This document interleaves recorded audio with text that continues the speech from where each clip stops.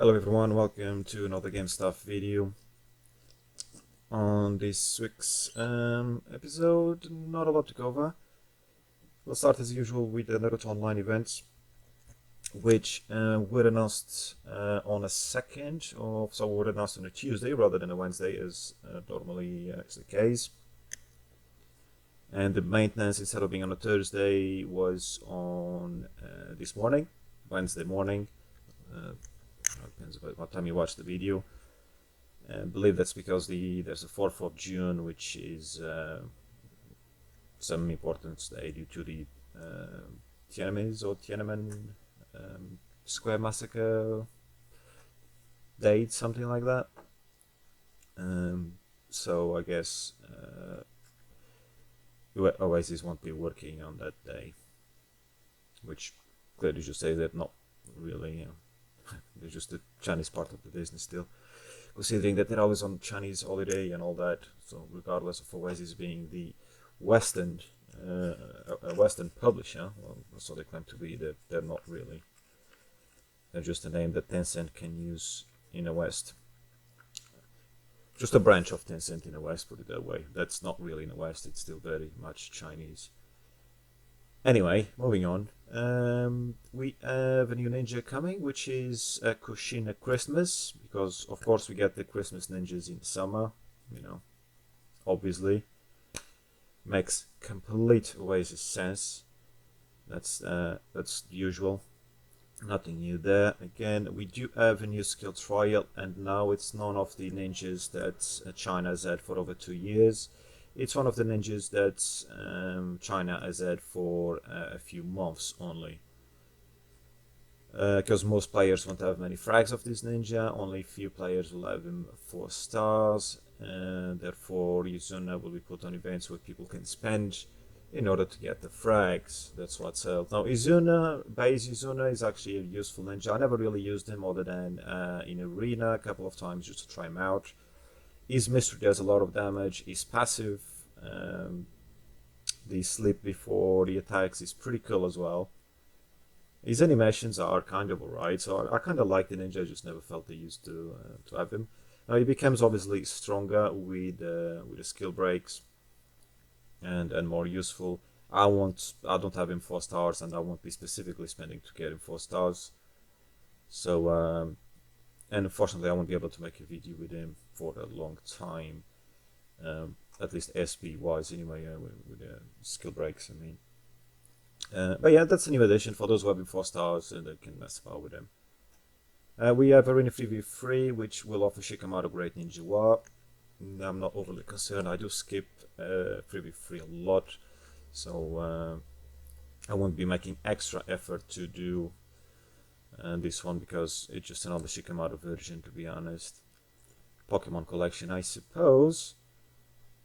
There was the maintenance details, nobody cares. Shinobi Fist will be back, and I'm curious to see whether they'll offer some books for a useful ninja. Otherwise, I'll just pick up the free rewards anyway. I'm not going to be recharging, so it makes no difference. But for those who are, the event will be between the 4th and the 10th of June, which I believe is a full cycle. So you can do that, and you can even match it with the anniversary red envelope, which will be from the 4th to the 7th. Or if you want to cannot speak, activate robot voice, you got a crazy slot machine from the 7th to the 10th. Does it mean that's valid on a 7th? Is the 7th the crossover day? In which case it will be the best day to recharge for those who are. Starts on the 7, finishes on the 7 at midnight. Yeah, I believe so. I'm having a blank right now, but I believe that is the case. So wait for the 7th. You wells don't recharge immediately. Unless there's something of this cycle from this week that can cross over, maybe you can recharge then. But I think red envelope is always a good one, so I think that would be the best one. Would be to do it on the 7th. Fukuro Kumaro, I use something. I keep forgetting the name of that. event, which I don't know if I'm going to be buying anything on it. I think that time of the game has come again where I'll take it easy for a while. But for those who do, there's some good discounts. At one of them, you do have to recharge before you are eligible to spend or to buy the discount. And the event is from the 4th to the 17th, so that's 2 weeks event, which is always good to have. And also, if you are recharging up to 25k, you get some spins as well in lucky draw, I believe. Which you can get a 50% voucher and buy something. I have done that a few times. I will have a fair bit of coupons, but I don't think I'll be using that. Time limited shop. You use ingots and you can redeem some stuff, kind of like the balloons during the current week. Sakura's gift is back. Yeah, those freely missions and sometimes the annoying ranked mission, which annoys a lot of people still, but otherwise it's just freebies if you have time to go on that.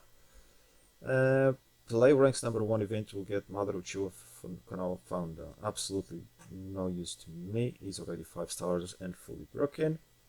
And to be honest, I don't think anybody should really be going for that, considering how much it costs to be in rank #1. Missions general mobilization. Well, I'm glad it's going to be this week. I'm not sure when I'm back to work, but I probably will still be. Yeah, I'll probably still be off during this week, so I don't mind. I should find a few minutes to do the missions. Otherwise, it's freebies, it's nice, but it is annoying. Even with an alt, it's just time consuming. Wheel of Fortune from the 4th to the 10th as well, and yeah, don't know what's going to be on it. I haven't done this event in so long. I used to do it to be first all the time, but now I just let other people do it because it's not as worthwhile unless I try and get contracting scroll from, I think it's 8 times with spins, which is a lot, or 800 points, whatever it is. Recruitment feedback is still here from the last event. It runs up until June the 10th. Cave exploration rebate. I'm not sure how many keys I have, but hopefully I can get 2 orbs. I think I can do 2 orbs. I definitely won't be getting as many orbs as I did last time, 8 or 9 orbs that I got. That's not going to happen for a while, I don't think. Fishing Mania. So this week we had the easy fishing events. Next week, so starting on the 4th, we have the annoying fishing event where you actually have to go around and literally fish, which is super annoying and very, very time consuming. And then we've got Sakura Festival. This is just a freebies, so can't complain about that. And people know firework event. Oh, shut up. Should we go to the comment section? No, this is supposed to be an informative video, so otherwise, yeah, if it was just an events one like I used to do for Naruto Online, then we'd go into the comment section and have a laugh. But we'll skip that and we'll go into deal of the week with PlayStation. And PlayStation Store, you have 80% on a full game for PlayStation 4 of Ark Survival Evolved. I thought I had an article pulled for Ark Survival Evolved. I did have. I don't know what I did with it. I guess that I closed it. Yeah.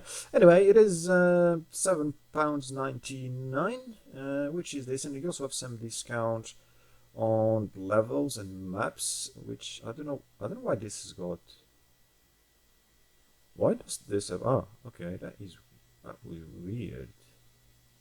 Okay, so I don't actually click it. I just do that. Oh my god! What? Whatever, Sony. Whatever. Yeah, it's quite expensive when you actually take into account those prices for the DLC and that.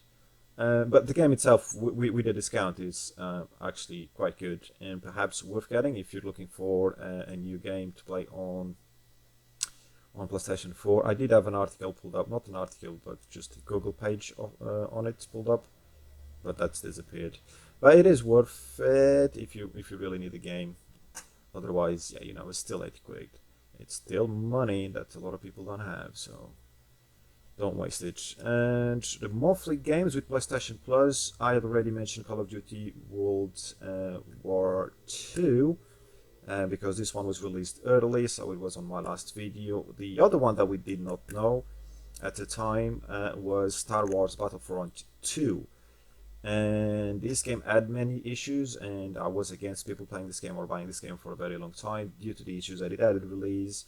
Now, to be fair, EA and DICE have actually worked on this one, and like the fifth Battlefield, yeah, that one it was always bad, it was terrible. Star Wars Battlefront 2, the player base seemed to say the game has improved a lot, and I've seen a lot of articles confirming that in recent months. So even though DICE have stopped the support for the game in terms of future content, the content that it is available with the base game or with the current game, it's actually plenty for you to have fun with. So I might not play the game, but my mate does have a PS4, as I keep mentioning. So I will be buying the game since it's for free anyway.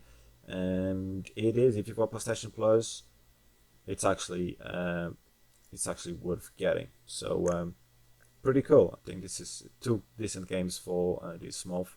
I know a lot of players weren't happy with the games offered last month. I mean, you can't expect AAA games every month, to be honest. I don't, but I know there's just people that you cannot please.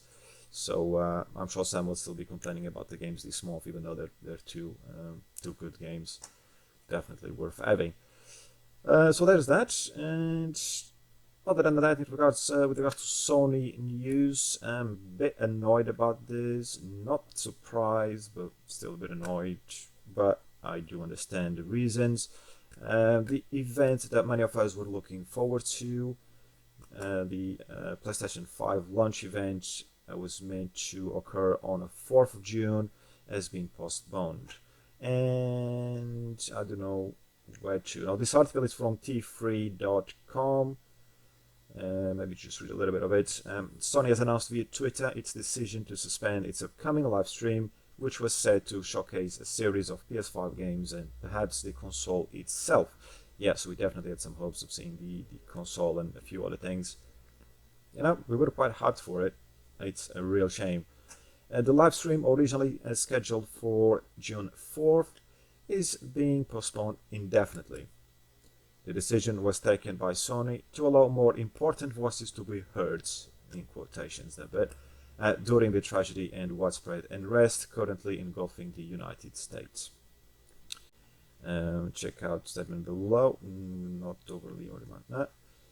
And this gets a bit political, don't care. Although the excitement around the PS5's unveiling is at fever pitch, Sony is placing the stream on the back burner, as it understandably does not want to launch its new console amid an environment of turmoil. The delay is a sensitive move by Sony, allowing its customers to focus on the importance of events currently unfolding.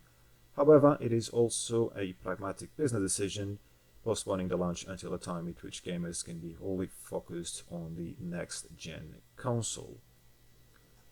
And I think there was another event cancelled, may have been from Call of Duty. I don't have anything pulled out on that, so do double check me on that one, but I believe there's been a Call of Duty event cancelled somewhere, or delayed, or something along those lines.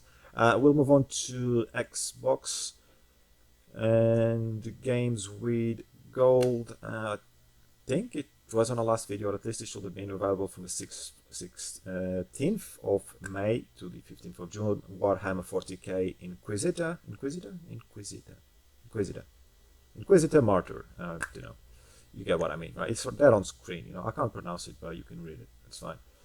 And then from the 1st of June to the 30th of June, we have Shanti and the Pirate's Curse, which I never heard of, and Xbox 360. Normally it says Xbox 360. Now it just says Xbox. I'm guessing that's backwards compatible anyway, and you can play it on Xbox One.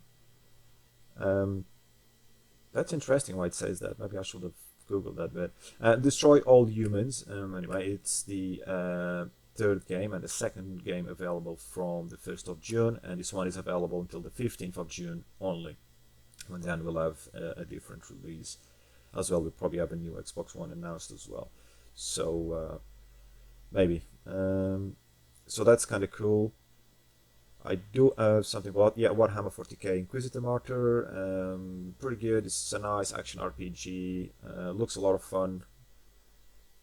It probably is a lot of fun from what I experienced with Warhammer 40k games. I was actually really surprised and good fun. So just above average scores. Again, it's for free though, so I don't know if I'm gonna buy it. If I'm gonna play it, I mean, but I'll definitely. If I didn't buy last week, I'll make sure I'll do it this week. I need to double check that. My memory is that bad. I thought my memory would improve since I haven't been drinking, but I'm not sure it is. Sometimes it feels like it is, sometimes it just doesn't. Anyway, the other games that I never heard of, Shantae, I don't know, and the Pirate's Curse. I had to search that just to make myself feel better, to be honest. It looks pretty good. Steam 10 out of 10 review. Metacritic, whatever, 86%. And it seems, what does Google say? Shantae and the Pirates of Curse is a platform game developed by WayForward Technologies for the Nintendo 3DS and Wii U. It is the third game in the Shantae series. Well, it is on Xbox, so it is not for the Nintendo 3DS. Bit confused. But yeah, it was released on PlayStation 4 as well. Interesting. But yeah, that looks interesting. So it's always a good platformer. Is always good fun. I used to not like them, and then I kind of really got into them. It's still not my favorite genre if I'm gonna choose. However, I would happily play platformers. They're really good fun. And Destroy All Humans is also well rated. So again, a game worth gearing. Is this? This is action adventure game. Okay, which consoles was it? Xbox. Okay, so that was the released on the original Xbox. Then that's what that symbol means. I had never seen that before on the games with gold, and I never really followed Xbox up until the end of the 360 generation, because I was, PlayStation fan. It was PlayStation fanboy really for the most part, but then I did, like most gamers do as they get older, they realize that being fanboy of any platform is just a waste of time and kind of dumb. So you learn to like other platforms, because that's what you should do. Enjoy games, no matter where. So yeah, okay, kind of cool. Good ratings as well. Definitely worth getting. I suspect the graphics might look a little bit outdated, but hell, who cares if the game is fun, right? And it does look like fun. Absolutely looks like fun. So moving on away from Xbox, we've got Epic Games Store free games with Ark Survival Evolved being the next one, launching on June the 4th. This article is from express.co.uk. And what I hadn't realized is this game will be substituting Borderlands and the Anthem Collection, which I didn't even know was for free. The last game I mentioned, I don't remember where it was. I think the last one I mentioned from Epic Games was Grand Theft Auto 5. So that must have been 2 weeks ago. Possibly. So, yeah, that obviously means that at the moment, you've got Borderlands the Anthem Collection. This goes, depending on when you watch this video, there's not long left. There's not going to be long left at all by the time this video is published. The Anthem Collection includes the Borderlands 2, was basically Jack's really Anthem Collection, so it includes the press sequel and Borderlands 2 in release order, Borderlands 2 and then the press sequel, both games which I believe I got Platinum Trophy on PlayStation, I think.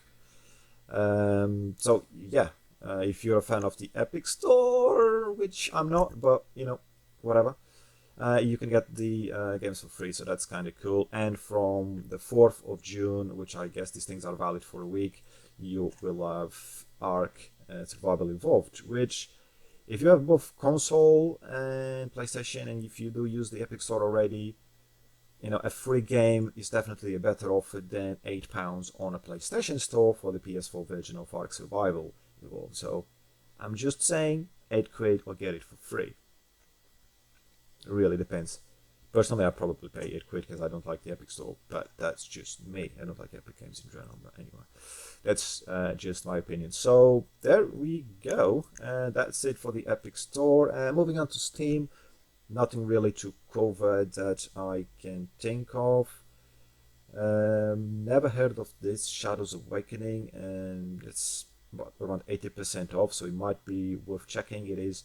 Reviews are mostly positive. Game was released in 2018, according to Steam there. So kind of cool. Worms, they're good fun. I prefer them on console where I could play with mates, and that's how actually that's how I met that's how I came across the genre. That's how I come across these titles, the Worm games. They're definitely a lot of fun. Dying Light, I've got a feeling was already on my last video, and I remember something about Project Cards recently. It may have been on Xbox, I don't know. So yeah, other than this studio, you've got Project Cars to 84% off, so £7.19 for the game. It is VR supported. Again, if you have a VR, titles aren't ducked, and there aren't that many titles that are compatible or supported. So there's one of them. And you've got these games which I've seen around, I never played, and the Ori games. So you've got the older game from 2016 at 75% off, so that's £3.74 on Steam. And that is Ori and the Blind Forest Definitive Edition.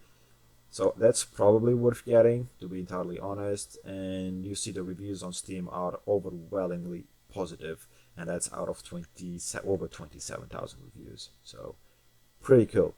Even I should probably get it, but I know I'm never going to play it, so I've got enough games as it is. And there is a newer version of the game. It is a bit expensive, it's only 20% off. That's already Will of the Wisps. I would recommend only for the fact that it is a bit pricey still. But again, it's very positive on reviews, nearly 26,500 reviews. I can't really see anything else here. The War of Mine, I've got no idea what it is. Over 51,000 reviews, very positive, and it's just under £3. So perhaps that is something cool. The Escapist 2, I think I've heard of this somewhere. £5.99. Still, for £5.99, I'd buy something else probably. So we're going to page 2 quickly, just see if there's anything. Dungeon Defenders Awakened, indie, mostly positive. God damn, £20 really. That's not much. Nothing. Oh, super hot. Yeah, I've got this on my wish list, and I kept getting notes that it's on sale.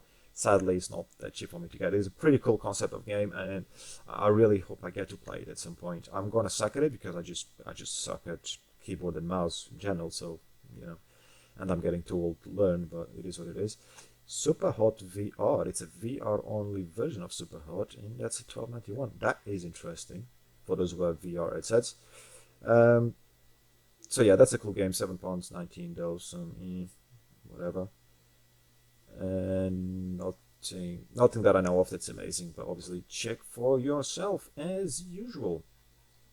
And last but not least, news of the day, and it also again from Steam, and these are good news. So we finish on good news again. I think I finished the video on good news before, haven't I? Yeah, probably. Very consumer friendly news on this one. Steam Cloud Play will be partnering with NVIDIA GeForce Now streaming service. So basically both streaming services will kind of work together, and that is very good for gamers. Probably not so good for the Google Stadia. Yeah, I don't think that's going to do them any favors. Talking about Google Stadia, that reminds me, they have announced a time-exclusive game title. Did I mention that in the last video? It was from last week. I don't know.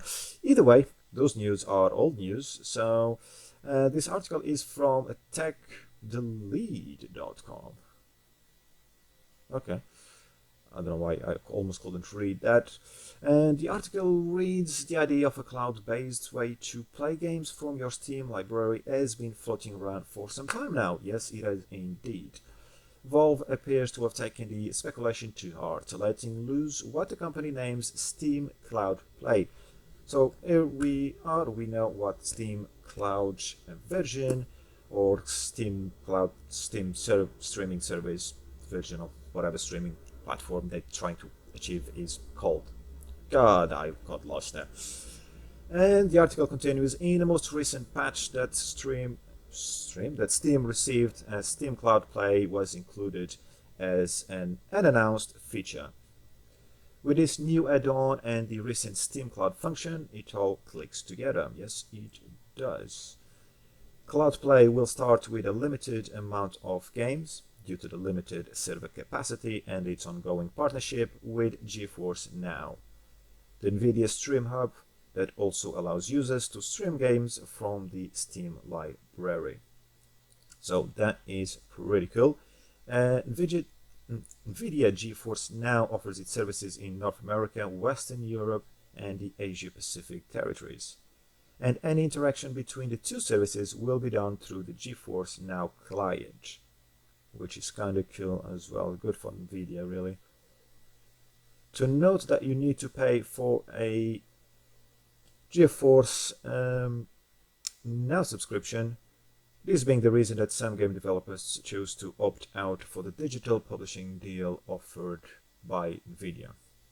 In essence, Steam Cloud Play and GeForce Now made friends and now can use each other's facilities to stream video games. This is short of it. I disagree with that. That is not the reason. I mean, the fact that players or customers will have to pay a NVIDIA subscription, it is not the reason publishers or developers are moving away from NVIDIA. That is bullshit, and I'm calling it. The reason is most of those companies, the AAA companies especially, they're planning on having their own streaming service. Therefore, they don't want their games on GeForce Now, because then they won't be making any more money. Okay, the way, if you're not familiar, the way GeForce Now will work is you buy games from whoever, and then you can play them on GeForce Now. Yes, you pay subscription for GeForce Now, but it's an extra that you get for the game that you already own, and obviously developers aren't happy with that. The developers and publishers are not happy that you buy the game from them, so you're giving them your money, and then you can play the game on a different platform, which has absolutely nothing to do with them. They're no longer losing anything. They've already made the money, and if you want to buy other things like DLC and that, you're still going to get the money. So this is bullshit. Like I said, really the reason some companies already are working on their own streaming services, others are planning to do so very soon, as clearly this is where the market is going, and we'll see more and more streaming coming in the next few years. So yeah, either way, probably not much point reading the rest of the article, which is only two paragraphs left. One paragraph actually. But I think for consumers it is good, especially for PC, for the PC gaming community. I think they should be happy with this, where they can play their games with the new GeForce, which by the way seems to be going quite well. I've read a little bit on it, and definitely a lot better than Google Stadia, where you actually have to buy the games on that platform. So you buy the games elsewhere, and then to play on Stadia, you'll still have to purchase the title again. That is silly. So I'm not a fan of the streaming thing, because for me it will probably not be good for several years, because I just don't have the internet for it, and where I live will be rather expensive to have the internet for it anyway. So yeah, as a thing for myself, I don't think that's gonna happen anytime in the near future. But for those who live in areas that have good internet and they can stream games, then that is definitely a good thing. So on those good news, we'll finish here for today. Thank you all for watching, and we'll see you on the next one. As usual, stay safe. I know it feels like summer, especially here in the UK, but do try to minimize your interaction with others. And yeah, stay safe in general, and we'll see you on the next one.